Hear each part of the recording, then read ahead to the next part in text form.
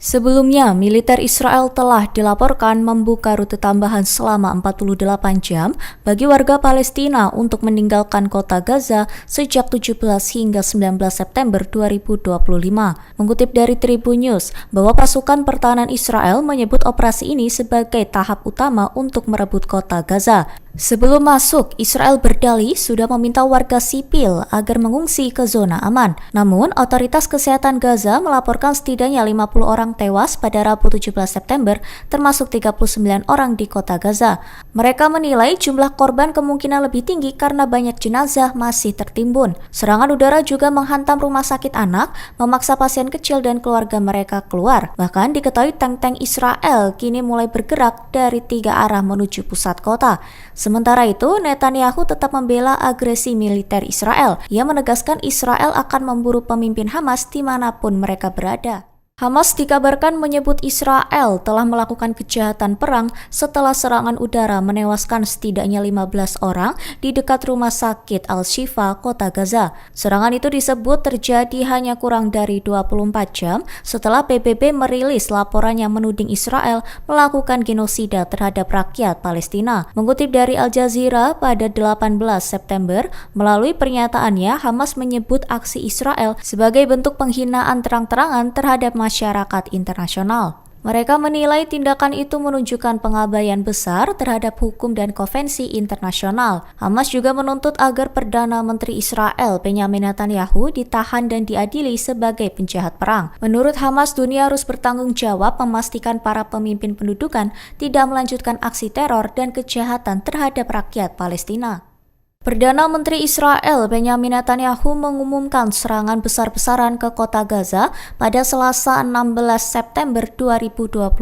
Menteri Pertahanan Israel Katz menyebut Gaza saat ini sedang terbakar akibat gempuran militer Israel. Ia menegaskan pasukan pertahanan Israel menyerang infrastruktur militan dengan tangan besi. Menurut Katz, operasi itu dilakukan demi menciptakan kondisi pembebasan sandera serta mengalahkan Hamas. Di sisi lain, keluarga sandera dan pendukungnya menggelar unjuk rasa di depan kediaman Netanyahu di Yerusalem. Mereka menuduh sang Perdana Menteri telah menelantarkan orang-orang yang mereka cintai. Sementara itu, Sekretaris Jenderal PBB Antonio Guterres menilai Israel sama sekali tidak berminat mencapai jalan damai. Ia menegaskan Israel bertekad melanjutkan operasi militer hingga akhir tanpa membuka ruang negosiasi serius terkait gencatan senjata.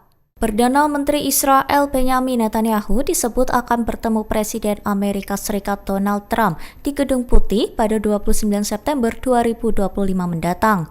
Mengutip dari Tribun News pada 17 September, bahwa Netanyahu mengumumkan pertemuan tersebut selama konferensi pers yang berfokus pada keadaan ekonomi Israel. Ia menyebut undangan datang melalui telepon setelah beberapa kali berbicara dengan Trump sejak serangan Israel ke Qatar. Pertemuan itu akan menjadi yang keempat sejak Trump menjabat untuk periode keduanya. Sementara itu, Menteri Luar Negeri AS Marco Rubio menegaskan dukungan penuh terhadap operasi Israel di Gaza.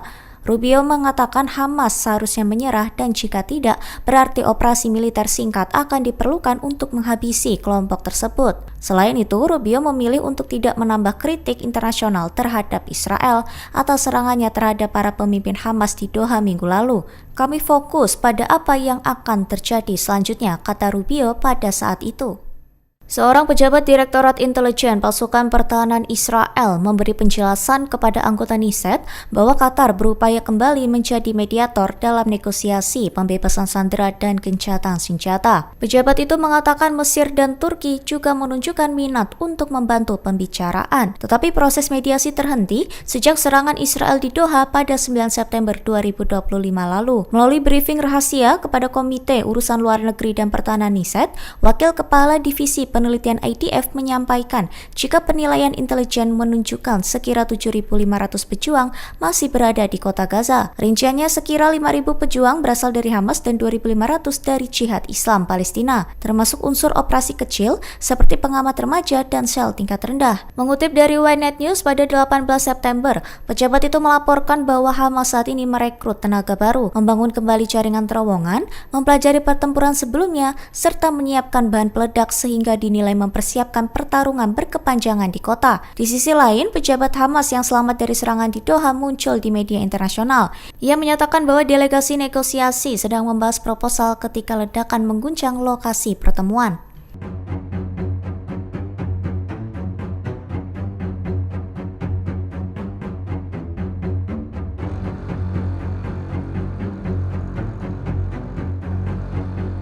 Sayap militer Gerakan Jihad Islam Palestina Saraya Al-Quds merilis rekaman video yang menunjukkan para pejuangnya menembakkan mortir ke arah pasukan dan kendaraan militer Israel yang maju tanggal 17 September 2025 di wilayah Khan Yunis, jalur Gaza Selatan.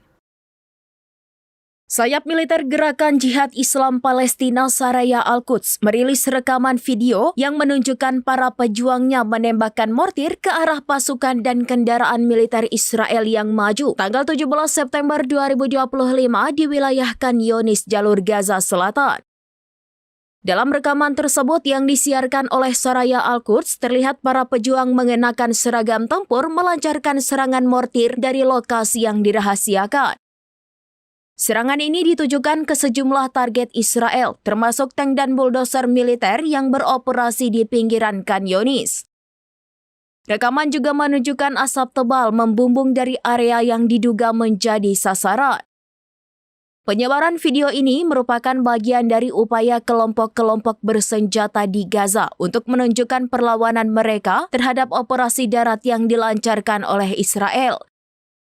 Pasukan pertahanan Israel telah memperluas operasi darat mereka ke Khan Yunis yang dianggap sebagai salah satu benteng utama Hamas setelah sebelumnya berfokus di Gaza Utara.